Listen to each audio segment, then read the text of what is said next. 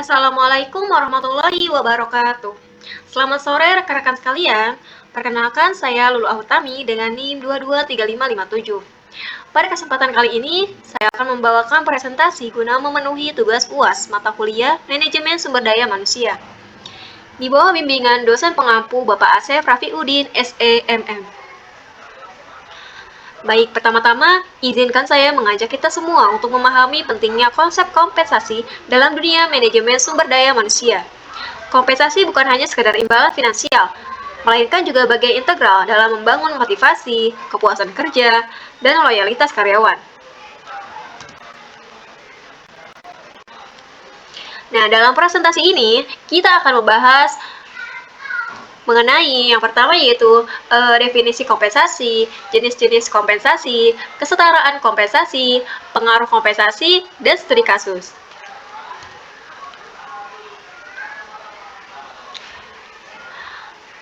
Baik, kita masuk ke materi yang pertama yaitu mengenai definisi kompensasi.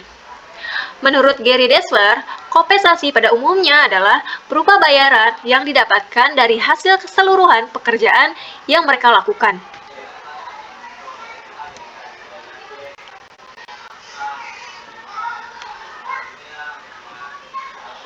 Adapun jenis-jenis kompensasi, di antara lain yaitu kompensasi langsung dan kompensasi tidak langsung.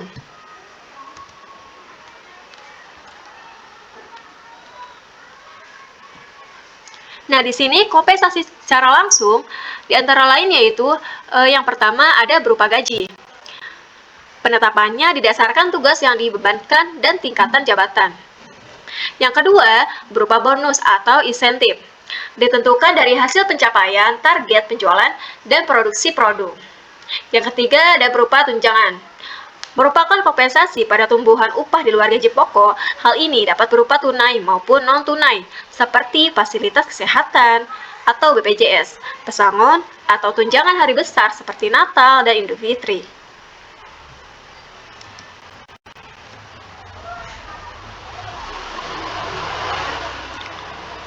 Sedangkan kompensasi secara tidak langsung, di antara lain yaitu yang pertama berupa penghargaan. Ini diberikan sebagai sertifikat ataupun cenderamata atas hasil yang telah dicapai. Kemudian yang kedua yaitu berupa pelatihan atau pengembangan. Ini diberikan ketika promosi jabatan dan didasari kemampuan karyawan. Kemudian yang ketiga yaitu berupa lingkungan kerja yang nyaman atau aman. Biasanya tidak dirasakan secara langsung, akan tetapi ini bermanfaat bagi karyawan agar melakukan kegiatan pekerjaan lebih tenang.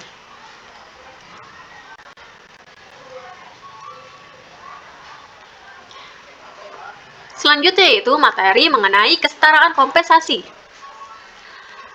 Dalam menentukan kompensasi, harus didasari dengan tujuan yang strategis yang dimiliki oleh perusahaan, lalu disetarakan dengan penghargaan yang harus didapatkan oleh karyawan.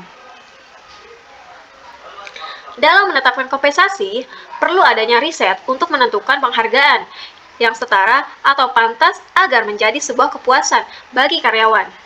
Nah, hal ini dapat disetarakan dengan dasar kesetaraan eksternal, internal, individu, dan prosedural.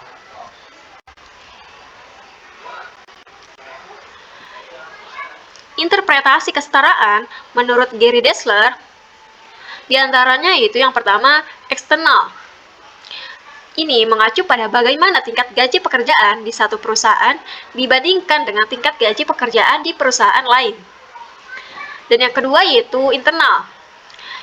Mengacu pada seberapa adil tingkat gaji pekerjaan jika dibandingkan dengan pekerjaan lain dalam perusahaan yang sama. Misalnya, apakah gaji manajer penjualan adil jika dibandingkan dengan apa yang diperoleh manajer produksi? Nah, yang ketiga yaitu individu.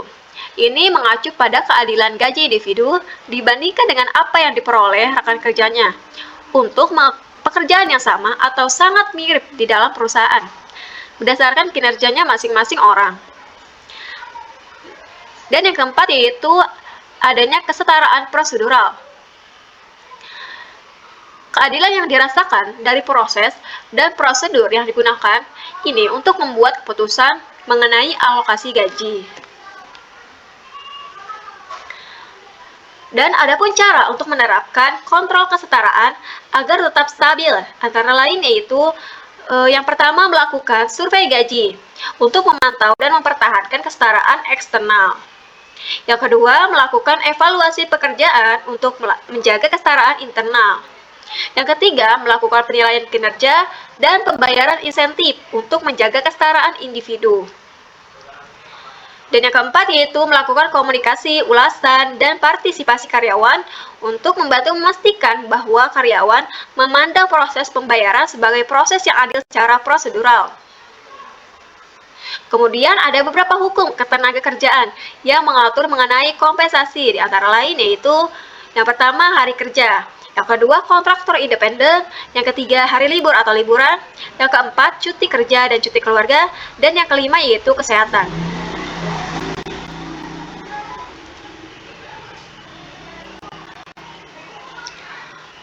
Selanjutnya kita masuk ke materi mengenai pengaruh kompensasi terhadap karyawan. Kompensasi finansial dan non-finansial terbukti dapat mempengaruhi terhadap kinerja karyawan dan motivasi karyawan, yang berarti bahwa jika kinerja karyawan dan motivasi karyawan dapat meningkat, yang bisa diartikan bahwa kepuasan karyawan ini tercapai. Nah, hal ini terbukti pada penelitian yang dilakukan oleh Grace Fredericks tahun 2023, Rahim et al. Tahun 2022, dan Santi et al. Tahun 2018.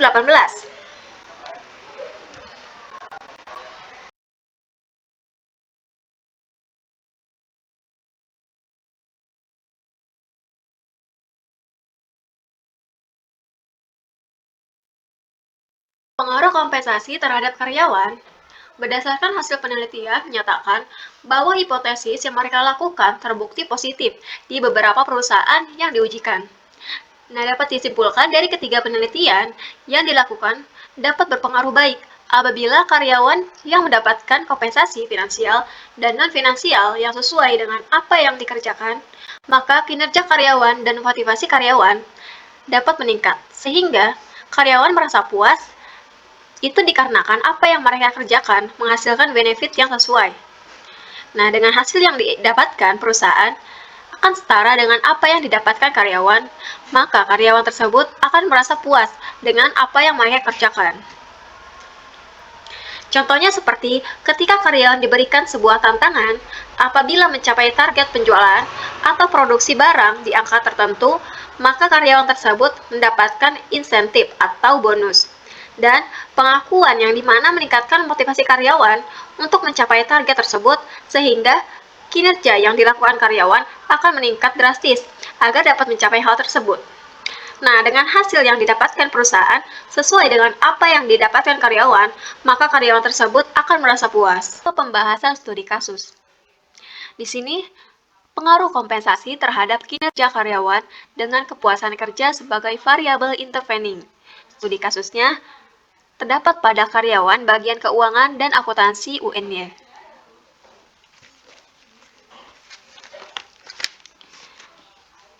Kinerja dari setiap dosen dan karyawan akan sangat mempengaruhi kualitas dari mahasiswa. Karyawan berfungsi dalam pelayanan dan administratif, termasuk karyawan bagian keuangan dan akuntansi. Nah, dapat kita lihat tugas dari karyawan bagian keuangan dan akuntansi ini terhitung cukup berat karena berhubungan dengan keuangan kampus Universitas Negeri Yogyakarta. Pada bagian keuangan dan akuntansi, ini memiliki tugas dan fungsi yaitu diantaranya yang pertama, mengelola pendapatan negara bukan pajak. Yang kedua yaitu mengelola non-pendapatan bukan pajak. Dan yang ketiga yaitu akuntansi dan pelaporan.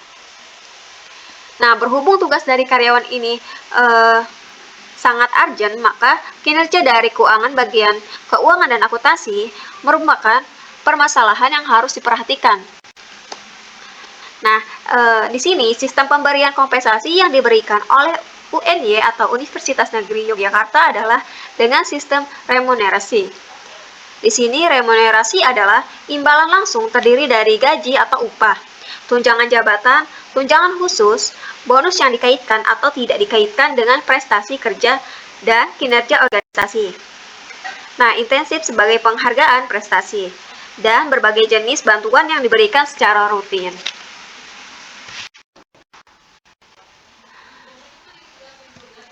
Selanjutnya yaitu ada permasalahannya. Di sini permasalahannya yaitu dalam pelaksanaannya, yang dimana pemberian kompensasi tersebut masih menyimpan masalah, yaitu besarnya kompensasi yang diberikan kepada karyawan belum mencukupi kebutuhan dari karyawan tersebut, dan kepuasan kerja yang berakibat pada kurang optimalnya karyawan dalam melakukan pekerjaannya. Jadi permasalahannya dapat kita lihat dari beban pekerjaan yang tinggi, namun tidak disertai atau diimbangi dengan reward yang sesuai kebutuhan karyawan.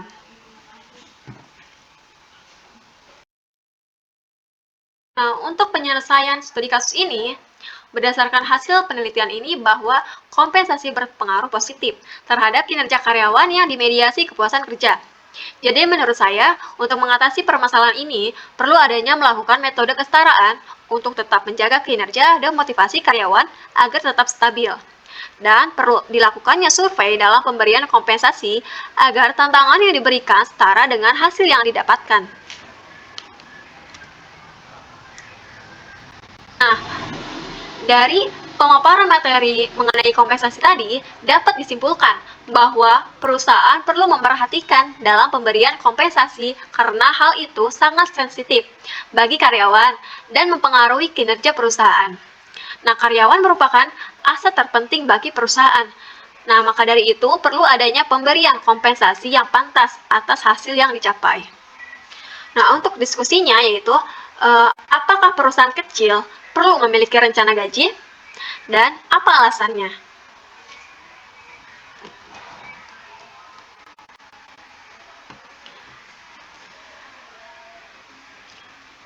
Dan yang terakhir yaitu ada beberapa referensi yang saya ambil dari materi kompensasi ini.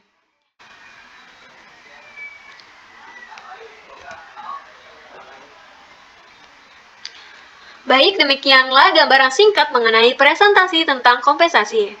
Saya mengajak rekan-rekan semua untuk menyimak dengan seksama, dan semoga materi yang disampaikan dapat memberikan wawasan baru yang bermanfaat bagi kita semua.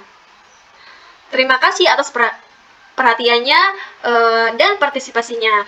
Saya Alullah Utami, pamit undur diri. Wassalamualaikum warahmatullahi wabarakatuh.